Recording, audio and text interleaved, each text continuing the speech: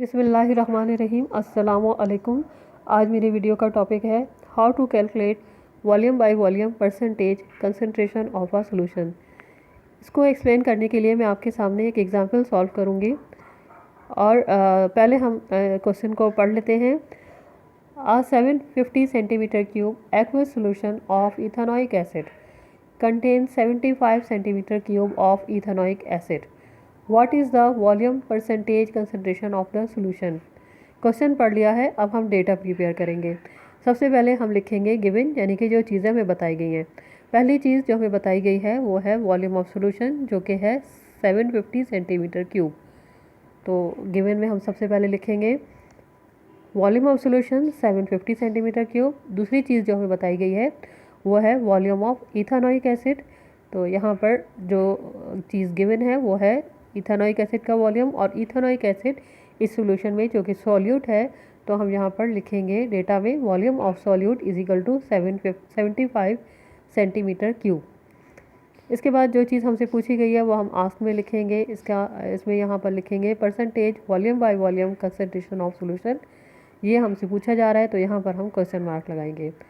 तो अब हम सबसे पहला ये करेंगे कि हम इसका फार्मूला लिख लेते हैं परसेंट वी का। तो इसका फार्मूला है volume of solute divided by volume of solution times 100। तो यहाँ पर इसमें वैल्यूज़ पुट करने से पहले आपने एक चीज़ को ध्यान रखना है और याद रखना है कि दोनों वॉल्यूम्स, यानी कि volume of solution and volume of solute same होनी चाहिए।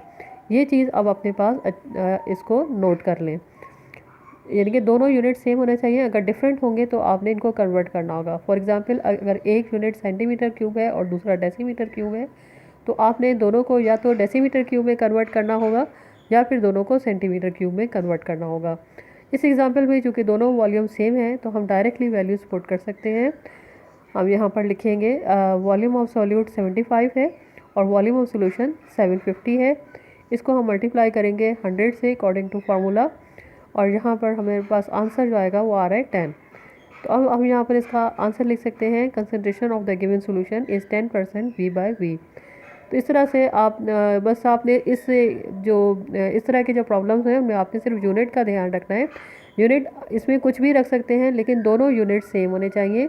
Volume of solution and volume of solute दोनों यूनिट सेम होनी चाहिए। वो आप सेंटीमीटर क्यूब भी रख सकते हैं, डेसीमीटर क्यूब भी रख सकते हैं, या ml लीटर कुछ भी ले सकते हैं, लेकिन दोनों यूनिट का सेम होना ज़रूरी है।